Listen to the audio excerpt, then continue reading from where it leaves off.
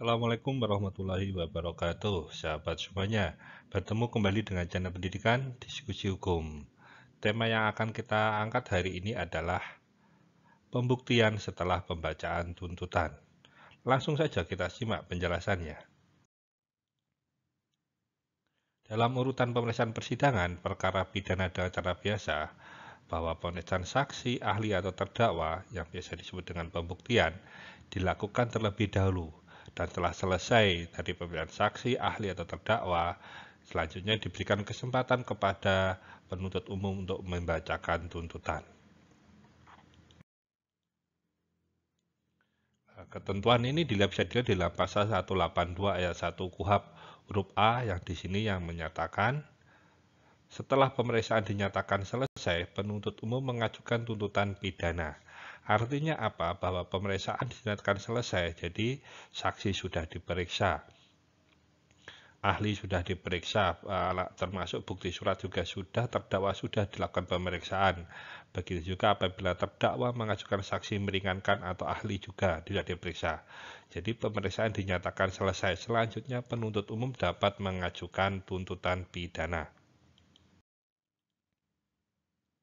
Di dalam pasal 182 ayat 1 huruf KUHP huruf B juga selanjutnya dinyatakan bahwa selanjutnya terdakwa atau penasihat hukum mengajukan pembelaan yang dapat dijawab oleh penuntut umum dengan ketentuan bahwa terdakwa atau penasihat hukum selalu mendapat giliran terakhir. Jadi setelah dibacakan tuntutan, terdakwa atau penasihat hukum terdakwa dapat mengajukan pembelaan atau biasanya disebut dengan pledoi. Nah, dengan adanya pledoi ini, penuntut umum juga bisa menjawab dengan disebut namanya replik. Dan dengan giliran penasihat hukumnya diberi kesempatan untuk mengajukan duplik atau tanggapan terakhir. Jadi ketika ada tanggapan di sini penasihat hukum selalu diberikan giliran terakhir. Terus selanjutnya, bagaimana jika ada pihak yang hendak mengajukan pembuktian lagi, sedangkan tuntutan atau bahkan pembelaan sudah disampaikan kepada hakim? Artinya apa? Tadi sudah pemeriksaan sudah dinyatakan selesai, tetapi ada pihak yang ingin mengajukan pembuktian lagi, ingin mengajukan saksi lagi, ingin mengajukan ahli lagi, atau ingin mengkonfrontir ahli. Bagaimana apakah dimungkinkan?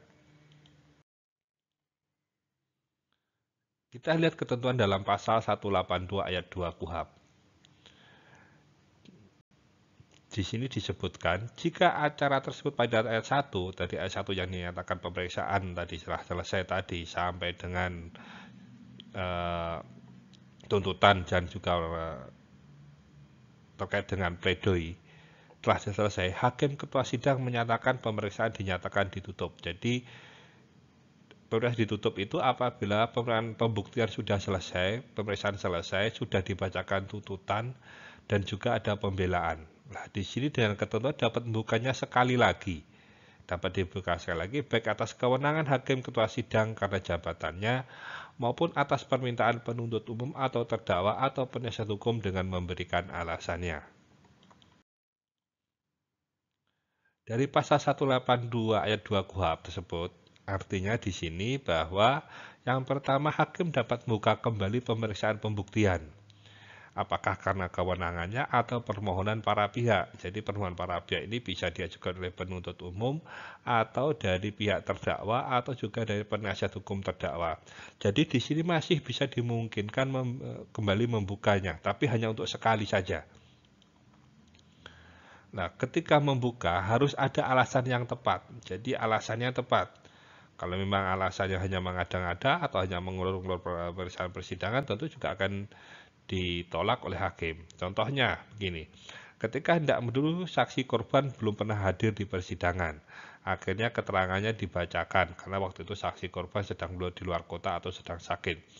Pada saat itu akhirnya saksi korban sudah sembuh dan di sini penuntut umum sudah membacakan tuntutan dan hendak mengajukan saksi korban ini ke depan persidangan. Tapi karena sebelumnya belum pernah diperiksa. Ini salah satu contoh mungkin bisa dijadikan alasan yang tepat untuk membuka kembali proses pembuktian. Nah, di sini karena dalam perkara pidana mencari kebenaran material, Oleh karena itu jangan salah, maka walaupun sudah dibacakan tuntutan masih dimungkinkan untuk pembuktian. Dan alasan untuk dibukanya pembuktian tadi harus jelas sebagaimana pasal 182 KUHP. Bukan sekedar untuk mengulur jalannya persidangan. Jadi di sini tidak untuk mengulur persidangan, tetapi memang untuk mencari kebenaran material itu sendiri. Oke, itu tadi penjelasan dari kami. Saya ucapkan terima kasih masih setia dengan channel Pendidikan Diskusi Hukum ini. Jika ada pertanyaan, saran, dan masukan, silahkan disampaikan di kolom komentar. Kami akan mencoba menjawab semua pertanyaan Anda sampaikan. Sampai bertemu kembali di video kami yang akan datang.